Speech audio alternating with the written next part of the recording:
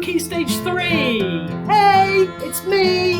You still can't get rid of me. I keep coming back, I'm like a bad smell. I hope you're all doing well, I hope you're staying safe and keeping healthy. I know it's been a bit of a weird time recently, but I hope you're out enjoying the sun as well. I am just going to give you a quick rundown of the work that we're asking you to have a look at this week.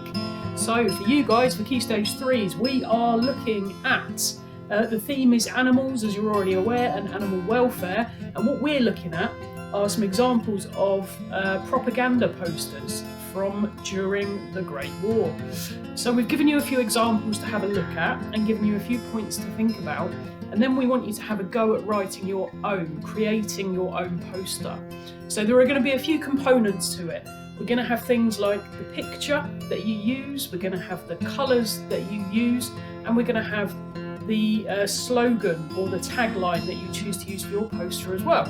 So let's have a look at the first part. The first component we want you to have a look at is what is the message of your propaganda poster. So if we look at the examples we've given you, we've got one that looks at saving waste. So we want your kitchen waste, and that's a message being sent by a pig. So we know during times of war, it can be really difficult to get supplies into a country.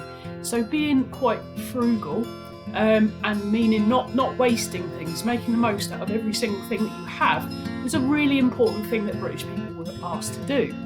So that poster, obviously from a pig, the message is don't throw away waste, like use everything that you possibly can.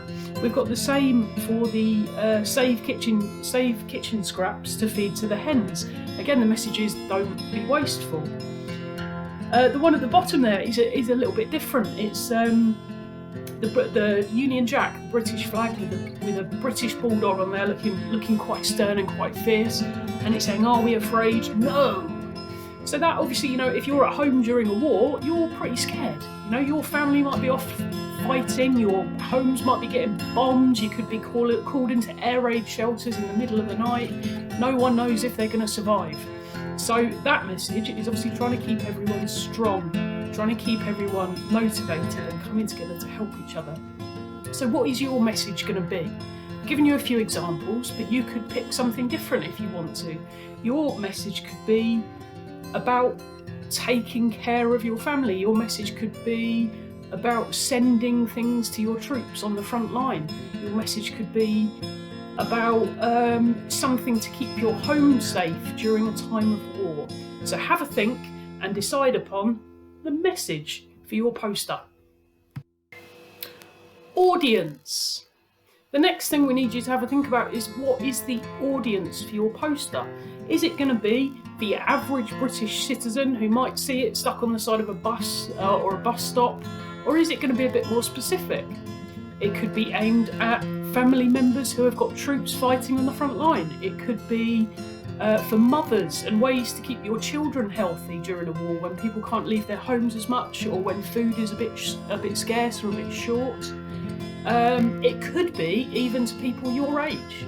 What do you think that people your age need to hear in a time of war? So have a think about who the audience of your poster is going to be. It could be kids, teenagers, adults, elderly, soldiers, shopkeepers, anything you could think of that is going to be beneficial, a sort of beneficial group during a time of war. So have a think and pick out your audience. Colour and imagery. Colour and imagery can play a really, really important part in how a poster looks and how it feels to the person who's looking at it. A really obvious example would be if it was black and white, it looks a bit miserable and a bit depressing. If it's bright and colourful, it might look exciting. If it was red and yellow, it might look like a danger sign or a warning sign. Okay, so if your message that you had a look at a moment ago, if your message is around keeping people safe, it might have some of those big bold warning colours in there. If your message is around sort of bravery and people keeping strong during a really difficult time, maybe think about what colours pop into your head when you think of bravery, or what colours pop into your head when you think of Great Britain and national pride. Okay, you've got a really good example on the little example screen that we gave you with a few posters on there. The British Bulldog picture. We've got red, white, and blue, the colours of our flag. Okay, what better colours to use to give people a sense of national pride? So have a think about your colours. That can be really, really important. You want it to stand out, but you want it to stand out for the right reasons. The next thing, the pictures. Obviously the ones around waste, they're talking about obviously the animals, and we want yours to link into an animal somehow. So what animal is going to be most appropriate? We've got the British Bulldog, right? It's become a symbol of Britishness. Even though most bulldogs aren't actually British, it's something that we use to be brave and to be strong. What other animals make you think of certain characteristics? You know, dogs. We see them as man's best friend, don't we? We see them as being very useful and very helpful. So if that's your message, maybe you could use dogs. We think of birds taking flight and being able to take cover. So if your poster was maybe something to do with hiding from aerial attacks, you know, the bombs that were being dropped, maybe a bird could be used in there somehow. So have a think about the message and how it links to the pictures and the imagery that you use. It doesn't just have to be the animal, you could have something else in the background. Okay, you could have, if it's about keeping safe, you could have a bomb shelter in the background, you could have something military in the background. It's entirely up to you, but have a think about those key things. Slogans, okay? We can call it a slogan or we can call it a tagline, but whatever it is, it's almost like a headline of a newspaper. It's your key point, and it's usually said in a really short, snappy, one-line sentence. Okay, so have a think about what might be appropriate for your picture. I mean, something like act now is always really good if it's something that you want to put urgency into your audience, that you must do this now.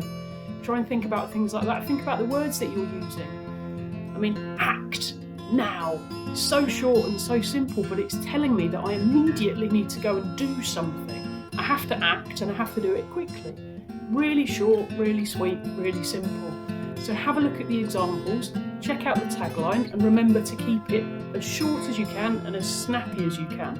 Sometimes you even find things like alliteration, where all of the words begin with the same letter, which can make it sound quite catchy to an audience.